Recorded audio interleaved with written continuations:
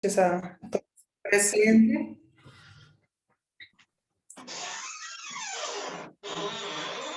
Bueno, vamos a ir empezando con la presentación o con el tema de este día, ¿no? Para esta semana.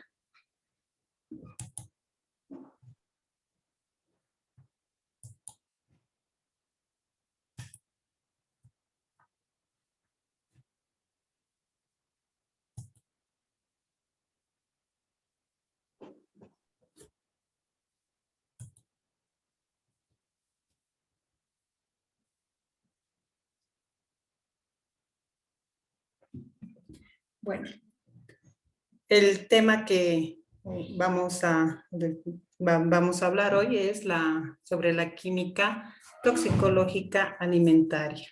Si bien los alimentos son los que nos proporcionan algunos nutrientes necesarios para el organismo, también pueden ser precursores o objeto de algún tipo de efectos adversos que puedan presentar, ya sea por la contaminación de algunos agentes químicos o por algunas sustancias que estos alimentos puedan producir.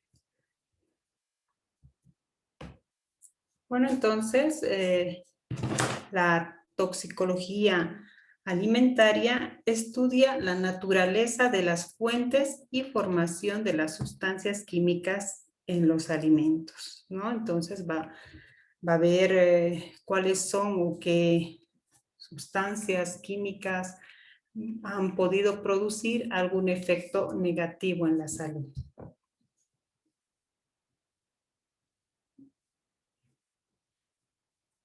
Entonces se considera, cuando hablamos de alimentos, se considera que es o sea, que en condiciones normales va a producir un efecto beneficioso para la salud, ¿no? Pero como habíamos dicho al principio, puede llegar a causar algún efecto negativo o alguna toxicidad, ya sea por adición de algunas sustancias químicas o producción de algunos compuestos, algunas sustancias químicas del alimento que puedan llegar a causar daño en el organismo. Entre estos efectos tóxicos podemos citar tóxicos de tipo endógeno, que son propios del alimento, y tóxicos exógenos, que son ajenos al alimento.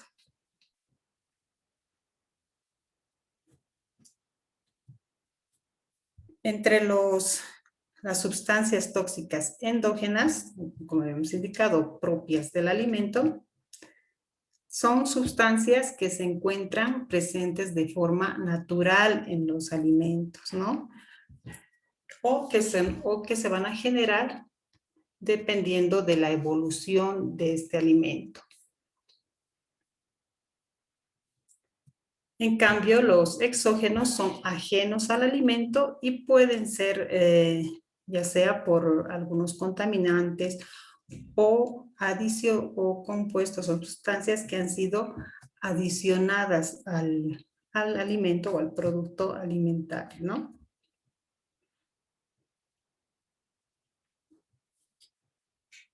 Entre las sustancias tóxicas de tipo endógeno podemos ver aquellas sustancias de origen vegetal o de origen animal. Dentro de las sustancias tóxicas de tipo endógenos están los contaminantes, los aditivos y los generados durante el procesamiento. Dentro de los contaminantes, dentro de las sustancias tóxicas de tipo endógeno, contaminantes pueden ser biológicos o químicos. Entonces vamos a ir viendo los tóxicos endógenos de origen vegetal. Entre estos vamos a mencionar o podemos mencionar los glucósidos, las lectinas y los alcaloides. Dentro de los glucósidos vamos a mencionar dentro de los glucósidos vamos a mencionar a los glucósidos cianogénicos, que son toxinas vegetales derivadas de aminoácidos, ¿no? Producidas como metabolitos secundarios de la planta. Estos, como habíamos indicado, estos glucósidos cianogénicos se forman, ¿no?, por diferentes reacciones a partir de lo que son los aminoácidos.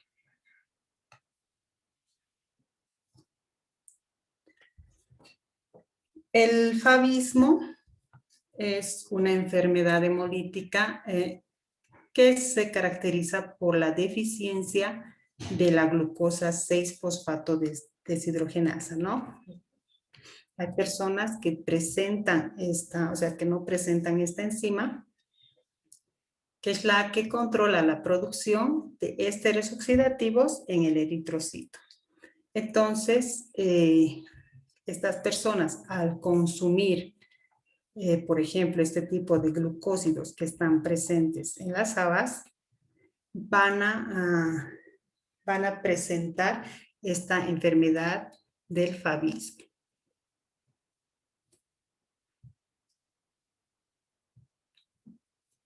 Las lectinas son proteínas de alto peso molecular y que están presentes en más de 600 especies leguminosas. Estas tienden o interactúan con glicoproteínas que se encuentran en la membrana, ¿no? Puede interactuar con las glicoproteínas de la membrana de los glóbulos rojos y causar hemólisis. También pueden interactuar con membranas, con la glicoproteína de las membranas de las células intestinales, inhibiendo o inutilizando su absorción, ¿no? Normalmente este tipo de proteínas afectan a aquellas personas que presentan algún desorden a nivel de absorción. Dentro de las lecitinas, a la más tóxica podemos citar a las semillas del riosino, ¿no? Las semillas del riosino producen el aceite de ricino o el aceite de castor, que es una de las lectinas más tóxicas, ¿no? Y dice que se puede o se une a lo que es la mucosa intestinal, inhibiendo la absorción de muchos nutrientes.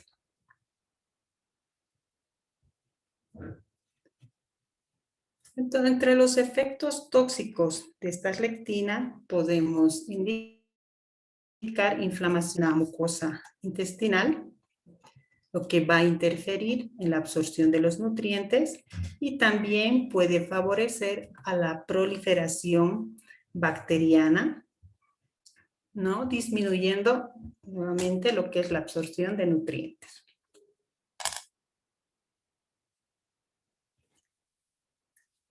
Los alcaloides también son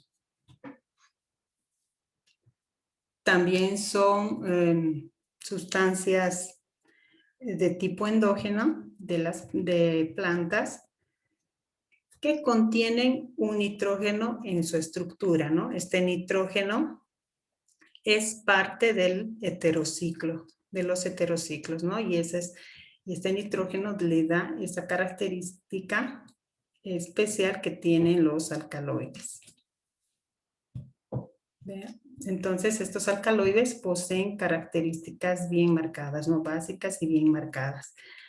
Estos alcaloides también son empleados como medicamentos. Entre estas podemos mencionar la atropina y la morfina.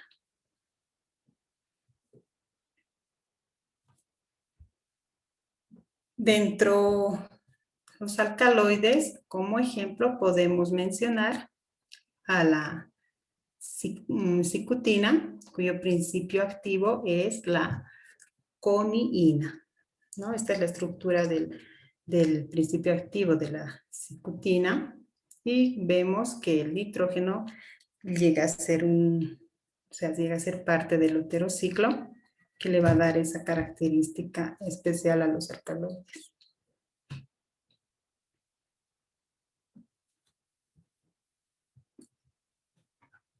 La coniina entonces va a actuar primero estimulando el sistema nervioso periférico y posteriormente deprimiéndolo.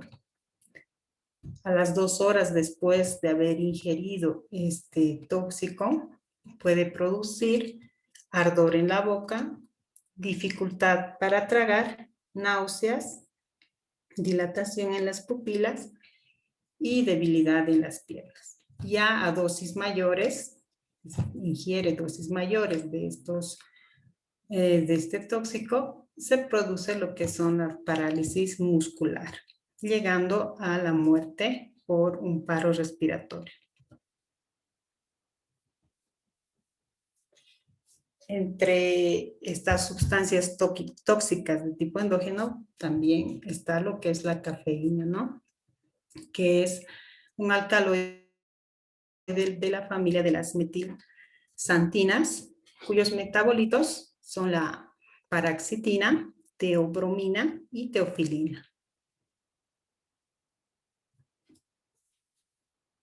Estos alcaloides, que es la cafeína, es estimulante del sistema nervioso central y también tiene una actividad como diurético leve.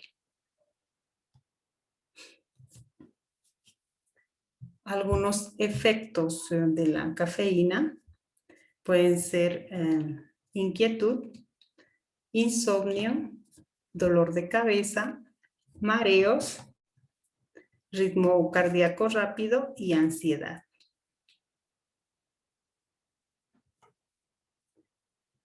La concentración de cafeína, podemos aquí ver en esta tabla la concentración de cafeína, ya sea en una taza de café, es normalmente de 60 a 150 miligramos. De una taza de café en polvo, de 60 a 80 miligramos. De una taza de café descafeinado, de 1 a 5 miligramos. En una taza de té en hojas, de 10 a 30 miligramos. En una taza de té en bolsitas o en bolsas, es de 30 a 40 miligramos. Una taza de chocolate puede contener de 5 a 40 miligramos. Un tarro de Coca-Cola contiene de 40 a 60 miligramos. Y las bebidas energizantes pueden contener de 80 a 120 miligramos. ¿No? Eso relacionado con toxinas de tipo endógenas en lo que son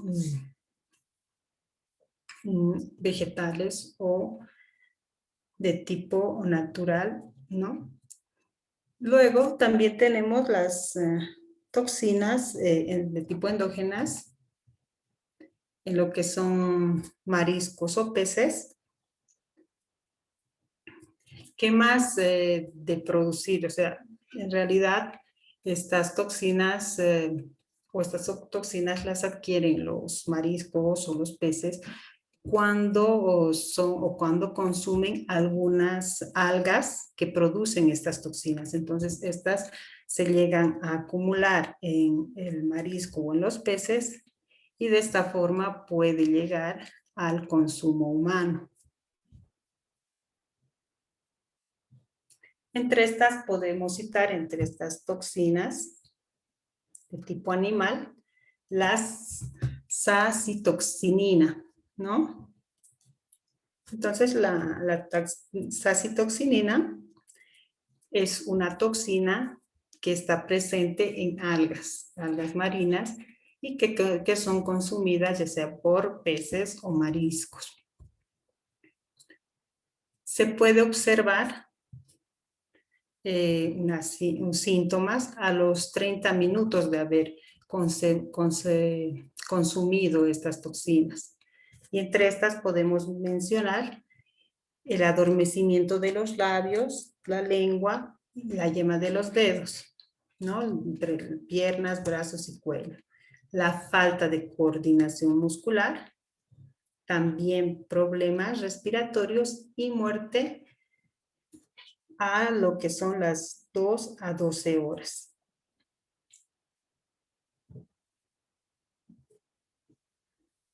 Bueno, entonces hemos hablado de lo que son las sustancias tóxicas de tipo endógeno. Ahora vamos a empezar a hablar sobre sustancias de tipo exógenas, o sea que son ajenas a lo que es el alimento.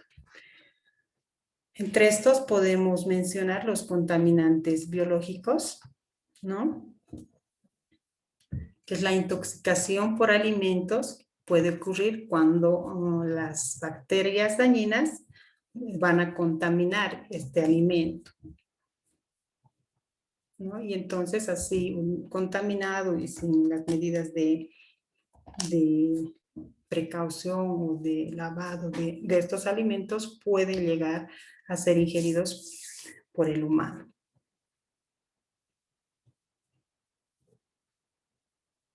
Entonces, dentro de las biológicas, en condiciones ideales, las bacterias pueden llegar a alcanzar y acelerar, ¿no?, su crecimiento y proliferarse. Dentro de estas bacterias podemos mencionar algunas como el Clostridium botulinum, la Salmonella y el Staphylococcus aureus. El botulismo es producido por el Clostridium botulinum, que es un bacilo gram positivo, anaerobio y esporulado. Este crece a temperaturas de 10 a 50 grados centígrados a un pH de 4.5. Se encuentra, o el reservorio, son los sedimentos marinos, la tierra, tracto gastrointestinal de algunas aves, peces, y también se pueden encontrar en alimentos mal conservados. El modo de transmisión va a ser por ingesta de estas toxinas preformadas, ¿no? Estas toxinas son neurotoxinas poco sensibles a lo que es la acción de fermentos digestivos. Se destruyen por calor a 100 grados centígrados por 5 minutos o a 80 grados centígrados por 30 minutos. Los síntomas, entre los síntomas podemos mencionar lo que son vómitos, dolor abdominal, fatiga, parálisis, visión borrosa y doble y la fotofobia. La salmoneulosis es producida por lo que es la salmonella, ¿no?, que es un cocobacilo gram negativo. Existe variedad de esta salmonella. El periodo de incubación suele ser de 6 a 72 horas. El reservorio de estas bacterias es el tubo digestivo de animales. En el nombre también están presentes, por lo que se puede producir una contaminación con heces, ¿no? Modo de transmisión por el consumo o ingestión de alimentos contaminados, así como alimentos y agua contaminada. Entre los síntomas de la salmoneulosis podemos mencionar náuseas, dolor abdominal, cefaleas, diarreas, escalofríos, fiebres, contracciones musculares y somnolencia. Bueno, entonces esos eran químicos o sustancias químicas exógenas contaminantes de tipo biológico. También tenemos los contaminantes de tipo químico, que son procedentes ya sea de actividades industriales, que pueden contaminarse por el aire, por el agua, por el suelo o ser incorporados a los alimentos para mantener o para fortalecer algunas características de estos. Entre los contaminantes químicos de los alimentos podemos mencionar los metales, entre estos los metales pesados, que son muy persistentes y pueden llegar o llegan a ser tóxicos, ¿no? Entre estos mencionamos los más importantes: el mercurio, cadmio, plomo, arsénico y cromo, que pueden contaminar ya sean los suelos o las aguas de riego de estos alimentos y de esta forma llegar a lo que es el consumo humano.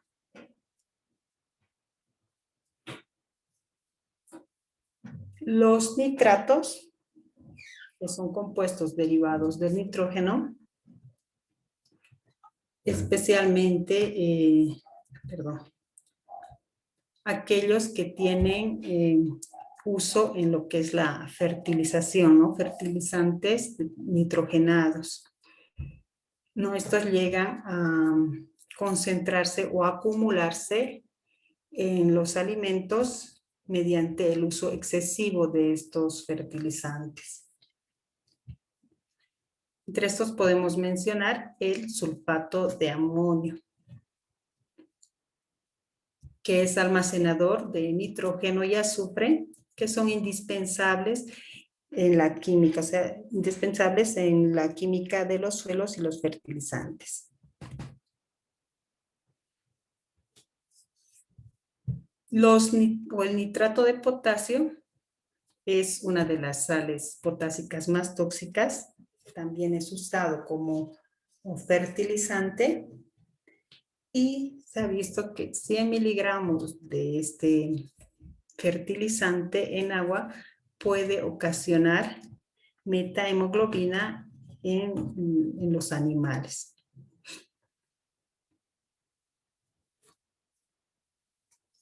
Los microplásticos también son contaminantes químicos, ya que el aumento de estas micropartículas de plástico, principalmente en los mares, ríos, suponen un peligro para las especies marinas, ¿no?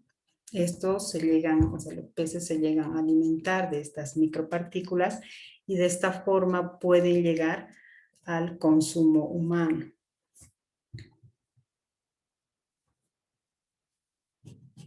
Como vemos en esta gráfica, los plásticos se van a ir degradando con el tiempo y se van a convertir en lo que son los microplásticos y van a ser ingeridos por los diferentes peces y llegar así al consumo humano y producir algunos efectos adversos, como bloqueos intestinales, alteraciones endocrinas y algunos efectos cancerígenos.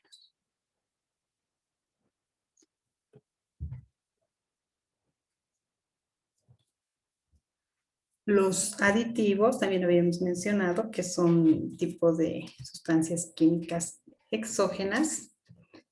Si bien estos aditivos van a resaltar o fortalecer algunas características del alimento o también impedir el deterioro, ¿no? del alimento, proliferación así de microorganismos, el uso excesivo de estos aditivos puede llegar a producir algunos efectos no deseados. Dentro de los aditivos vamos a hablar de los conservantes, los colorantes y los antioxidantes.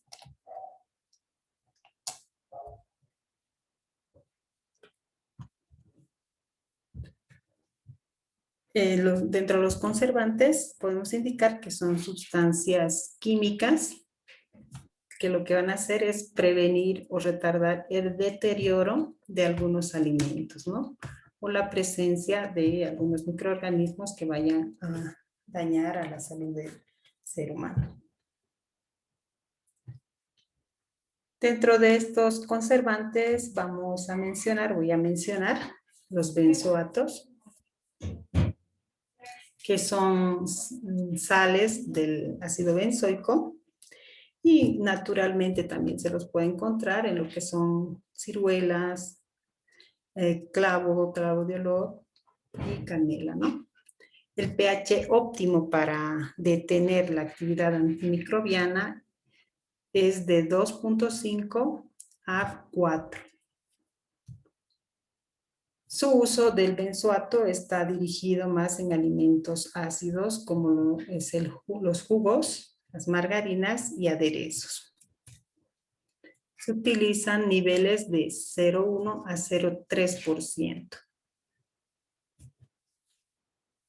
Algunos efectos de este aditivo, que es el benzoato, puede llegar a producir alergias, hinchazón o asma.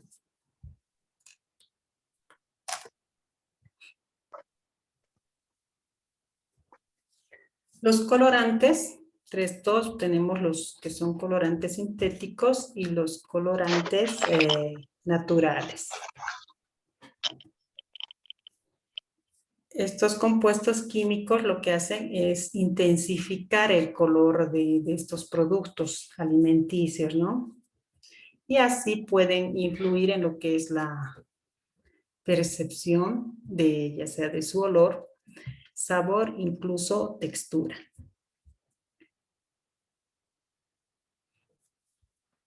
Entre los colorantes sintéticos vamos a mencionar el rojo 3 o eritrocina, que ha sido removido de lo que es la lista de colorantes que están en la FDA, porque se ha visto un incremento en la formación de tumores en la tiroides, ¿no?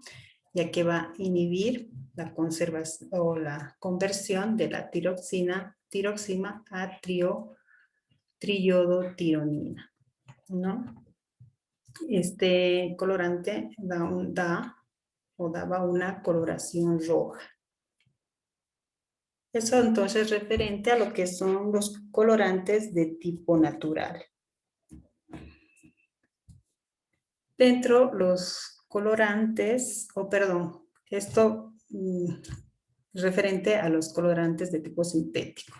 Dentro los colorantes de tipo natural, bueno, sí, hay muchas industrias que prefieren utilizar colorantes de tipo natural y no sintético, pero el hecho de que sea natural no va a significar que el incremento o el uso indiscriminado de estos compuestos pueda producir en algún momento un efecto adverso, ¿no?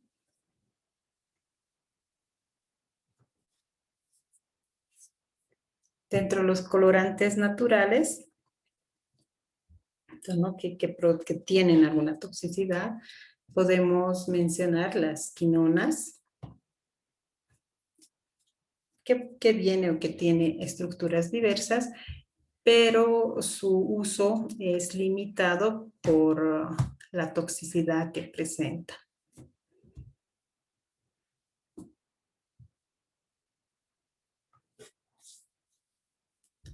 Los antioxidantes también es otro tipo de aditivos que se utiliza en la industria alimentaria o en los alimentos, ¿no? Y podemos decir que, bueno, los lípidos son susceptibles a reaccionar con el oxígeno, ¿no? Formando compuestos que van a ser desagradables al paladar. Este fenómeno puede ser responsable de algunos procesos deteriorativos en el humano. Puede estar, dice, asociado a lo que son los problemas coronarios, paro cardíaco y cáncer. Entre los antioxidantes que se utilizan como aditivo, podemos mencionar el ácido nordihidroguarético o NDHG, que se utiliza como antioxidante, como un aditivo de antioxidante, pero que se ha descartado el uso por el daño que causaba o que causa a nivel renal.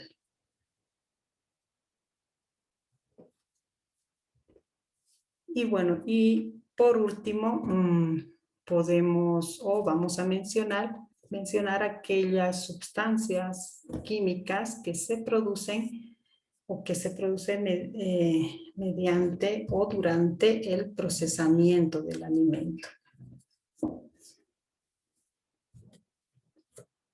Entonces, estos tóxicos generados por procesos son el resultado de transformaciones a través de diferentes estados de elaboración. Muchas veces pueden originarse por procesos simples como el asado de las carnes. Entonces, durante el cual se va a ir produciendo diferentes hidrocarburos de tipo aromático policíclico. Y se ha visto que estos pueden llegar a producir o tienen propiedades cancerígenas. Dentro de este, el más representativo es el benzopirideno, ¿no? Que se ha visto que aquellas personas que consumen o tienen una dieta elevada en lo que son grasas, son más propensas a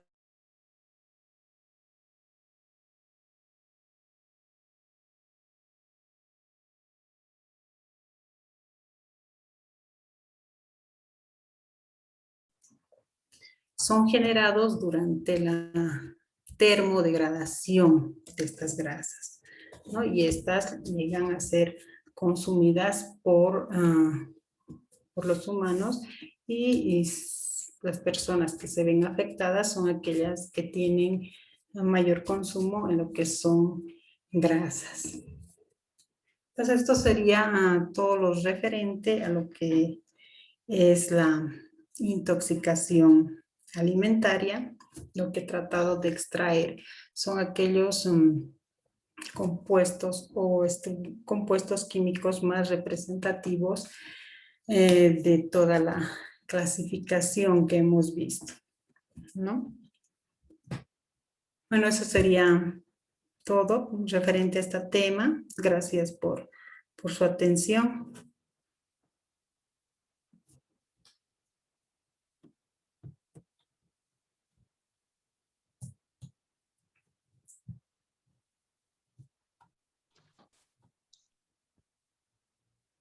Para los participantes, si desean hacer las preguntas correspondientes, les invitamos a habilitar el chat o a habilitar el micrófono y expresar su pregunta o duda, por favor.